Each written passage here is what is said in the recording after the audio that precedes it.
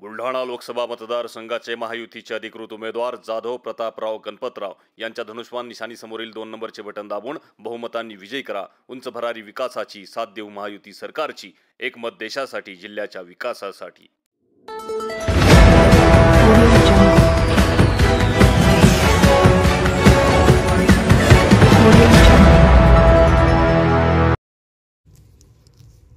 रेती टिप्परच्या धडकेत युवकाचा मृत्यू. अपघातानंतर पळ काढणाऱ्या चालकास तहसीलदारांनी पाठलाग करून पकडले.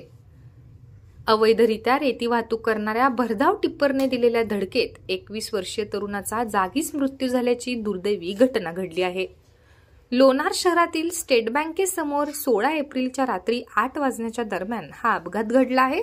मराठवाड्यातील तळणी परिसरातील पूर्णा नदीपात्रातून मोठ्या प्रमाणात अवैधरित्या रेती वाहतूक राजरोसपणे सुरू असून 16 एप्रिल रोजी MH21 BH 4948 क्रमांकाच्या भरधाव रेती टिप्परने लोणार तालुक्यातील शारा येथील 21 वर्षीय ज्ञानेश्वर आदिनाथ पवार यास पायी जात असताना जब्बर धडक दिली. या दुर्घटनेत डोक्याला मार लागून मोठा रक्तस्राव झाल्याने ज्ञानेश्वरचा घटनास्थळीच मृत्यू झाला. अपघातानंतर टिप्पर चालक आपले वाहन घेऊन घटनास्थळावरून पसार झाला होता.